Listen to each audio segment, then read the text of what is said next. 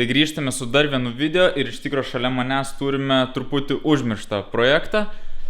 Taip, E30 Huliganas ir iš tikro po praeitų metų jis taip ir prastovėjo, niekas nebuvo daryta, niekas nejudinta. Sumečiau dabar tik atgal bumperius, uždėjau į galą kitus ratus. Visų pirma, reikės į visą gerai nuplaut ir bandysim prasilėkt. Iš tikro, kadangi savo Instagram'e užklausiau, ar norite video apie šitą E30 ir net 90% jūsų atsakėte, kad taip, norite pamatyti šį automobilį, tai štai, prašom, jums naujas video. Tai kaip matote ir jūs galite nuspręsti, ką matysite šitame kanale, tai iš tikro, kas nesekat manęs Instagram'e, pasiekite Norbe Films ir nepraleiskite tokių progų. O šiandienai planas toks, kad turiu susitikimą su dar vienu E30 savininku, su kuriuo ir pakalbėsim apie galimas problemas, su kuriomis tenka susidurti, kai turi huliganą. Tai visų pirma, iš savo pusės galiu pasakyti, kad E30 sportui yra visiška nesąmonė. Aišku, maniškis yra realiai labai toli nuo originalo, bet labai trumpai galiu užsiminti, kad jeigu sudaužyčiau priekinius žibintus, groteles, važiuoklės dalis, kurios dar vis yra nuo E30,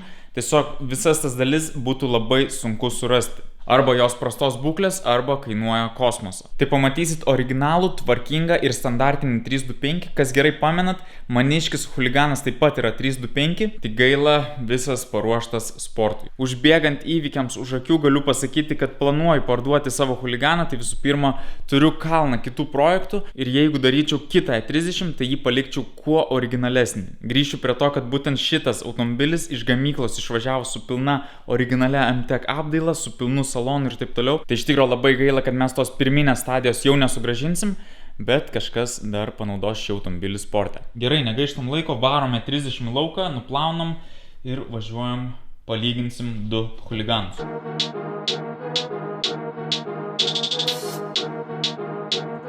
Tai va, 30 nuplautas, dabar švarus ir gražus.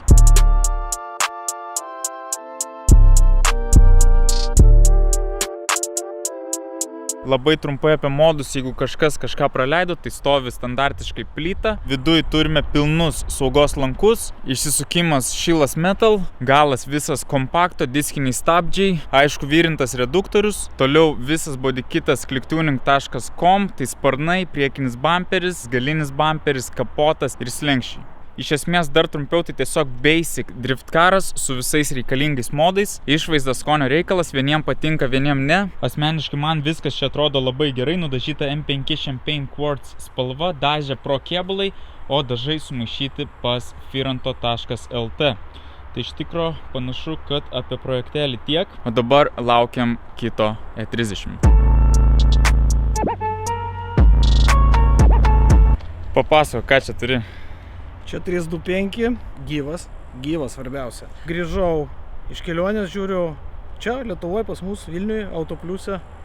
Ir komentaruose buvo parašytas vienas sakinys, nei vienos rūdies. Iš karto intriga didžiausia, iš karto nulėkiau iš pat ryto, pasižiūrėjau iš tikrųjų ne vienos rūdies. Ką norėtų, amerikietis, Kalifornija, iš tikrųjų per mano rankas jau yra perėję apie 50 mašinų, tai aš matęs, žinau visas vietas probleminės, viską.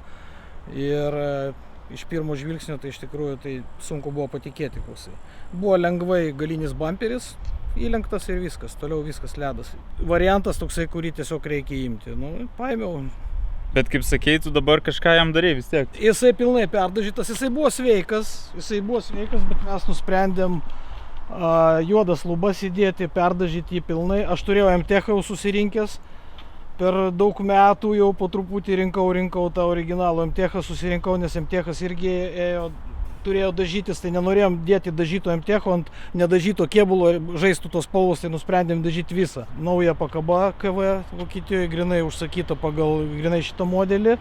Toliau MTEC sudėtos, juodos lubos, sudėjau Sportsicę sportinį saloną, mažą MTEC vairą. Sudėjom, čia buvo OBC 6 mygtukų, įdėjom didelį OBC, viskas veikia. Visus darbus padarė Justas, Justui respektas ir linkėjimai. Ratus šitos užsimečiau, čia replikos BBS, turiu originalius BBS su tais dangteliais, bet kol kas šitos užsidėjau, tai pasikaitaliuoja pagal nuotaiką. Galim pažiūrėti iš tikrųjų, kaip tas vidus atrodo. Buvo klausimas pas mane mintys, ar automatas, ar mechanas. Automatas ir palikau automatą ir manau, kad gal ir paliksiu automatą. Iš tikrųjų, tai iš pradžių buvo mintis mesti manualą, bet kažkaip tai pasivažinėjau, galvojau, kol kas nemetu. Nieko, viskas tegu lieka orgas, kaip yra, nes iš tikrųjų nėra čia didelių problemų. Va, nespėjau tik tai va šitų sėdinių persisiūt, nes jau rudenį atiduosiu persius sėdinės, net kilimėlių nespėjau nupirkti, iš tikrųjų tik nesenai atidavė. Nu, vykstantis projektas, viskas suprantama. Bet minėjai, kad ne pirmas E30, jau daug jų praėjo per tavo rankas, tai su jais ką tu darai, renki ir parduodi, ar kokie planai? Aš mėginau savo atsakyti šitą klausimą irgi, ką aš darau, ir mes čia kartu daugiau su Gregu, su kolega darėm tos projektus. Galima pasakyti, kad mes darydavom šabloninius projektus, reiškia mes dažniausiai pirkdavom tos automobilius Lenkijoje, tenais buvo tas laikas prieš 3-4 metus, kai žmonės labai svapino ir, sakykime, imdavo 320 ir įmeta kokį 2,5 plytą. Mes atsivarom, atgal dedame krabą, jį nuperkam čia nais už visai nebrangiai. Bet irgi dedat 2 litrus krabą? Taip, grinai pagal originalą atgal. Visus grąžindavom originalus, išmesdavom visokį tą tuningą lenkišką, tos visus Angel Laisus baisius, ten, viską mėgindavom grąžinti kiek galima daugiau prie originalaus to stovio ir pardavinėdavom tas mašinas. Kiekvieną kartą, kai kažką pasiemi, kažkoks yra žaislas jame, tai tą žaislą kažkiek pasilieki. Tai va, čia yra MT2 vairas mažasis, kažkokio tai buvo pagal vyną 320, tai va atliko tas vairas. Sėdinės salonas buvo Lietuvoje nupirktas 320, toks visas toks pavargęs, bet tas salonas realiai tiek kainavo, kiek mes už visą mašiną sumokėjom. Ar nebuvo tokių variantų, kad originaliai būtų pagal vyną, visos apdailos, salonas ir panašiai? Beveik ne, vis tiek kažko tai trūkdavo. Kažkas tai jau nuimta, kažkas tai perdaryta, kažkas dar. Dar kitas dalykas, buvo keletą variantų, kur labai arti buvo vynų, kur sportinis salonas buvo, sportinis vairas. Ir atvažiavęs klientas, jisai realiai sako, sako, dėkit man paprastą saloną, dėkit paprastą vairą ir duokit kainą mažesnę. Ir būdavo, kad su laiku jisai pats ir po to nupirkdavo atgal tos visus. Nesupranta iš tikro, kur iš tikro visa vertė. Nes pas mane iš tikro ir buvo pagal vyną MT2, salonas, tai kažkas nusipirko vos net turbūt prieš 10 metų, į Festlapą išlėkė. Po to sudėjom 3 stiklo pluoštą, vienu žodžiu, neliko mašinos, o man atrodo, nepameluosiu, pirko iš Vokietijos kažkada ten už 1000 ar 2000 eurų. Vynas yra sveikas. Vynas sveikas. Tai siūlo, aišku, vienus dokumentus dabar. Būna taip, kad perka dokumentus, ima 1.6 ir padaro iš 1.6.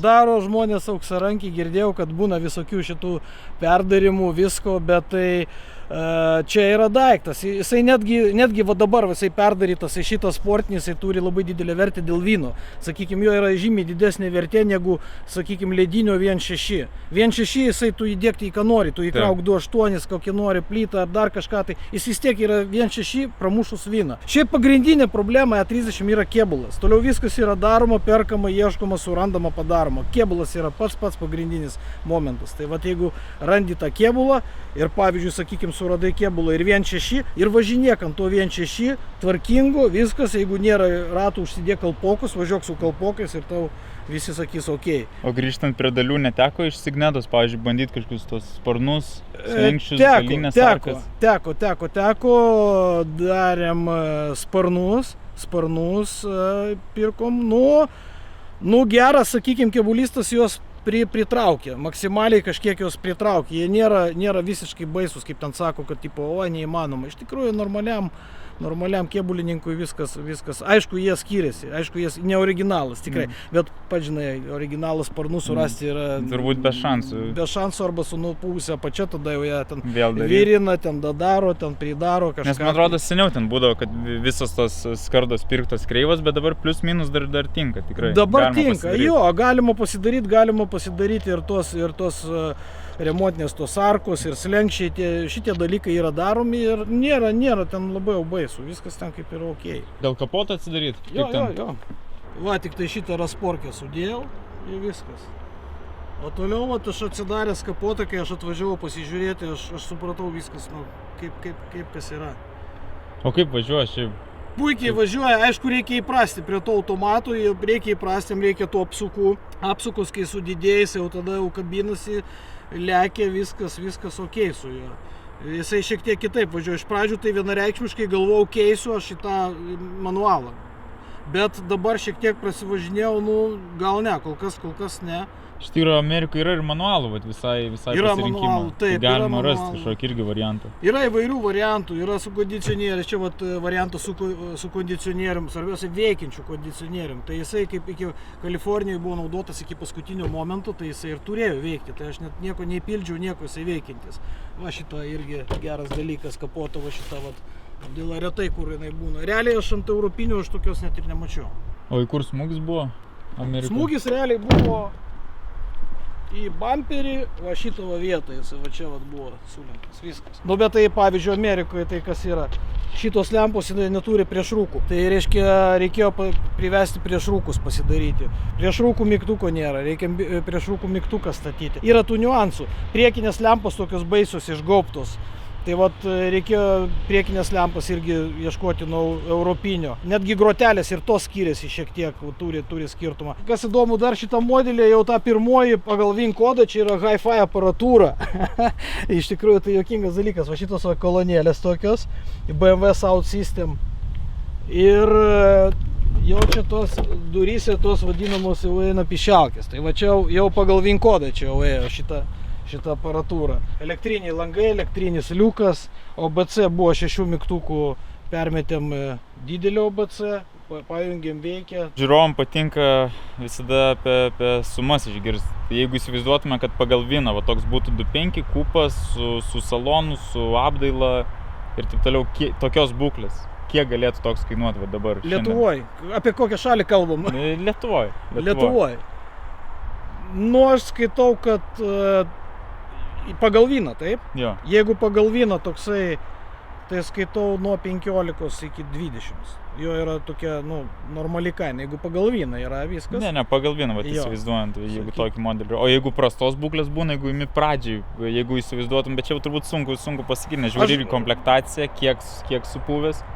Bet iš kiek dar įmanoma rasti, jeigu pavadintume, nežiūrėtume į būklę, gali būti labai prastos būklės, bet pagal VIN-ą, kad būtų viskas originaliai. Su apdaila, su salonu, su MTech-u. Gerai, gali būti praktiškai visiškas lavonas, jisai gali būti, svarbu, kad matytųsi tas VIN kodas ir būtų dokai. Tai jeigu su VIN-u MTech-as yra, aš pavyzdžiui, vertinčiau 4 eurų. 4 eurų, sakykim taip, nuo 3 netgi iki 5. Tai aš manau, tam kartui tiek. Gražus E30. Ačiū, kad papasakai savo istoriją. Žiūrėsim, kaip žmonėm ar patiko ar nepatiko, jeigu ką parodysim ir daugiau automobilių. Nes kiek mačiau iš vis, E30 yra tikrai didelė tokia bendruomenė. Bendruomenė tikrai didelė ir iš tikrųjų tos diskusijos Facebook'e, pavyzdžiui, kažkokia tai problema ar dar kažkas, tai tikrai atsiranda ir protingų žmonių, kurie patarė ir turi žinių. Svarbiausia, kad turi žinių ir turi patirties. Tai iš tikrųjų Lietuvoje yra tikrai tokių žmonių. Tai va, žiūrėsiu, kaip man seksis, ar parduosiu šitą ir nusipirksiu kažką irgi originalaus. Manau be problemų. Jeigu pardavinėsi, tai ir parduosi. Tai va, matysim. Gerai, dar kartą. Ačiū. Viso.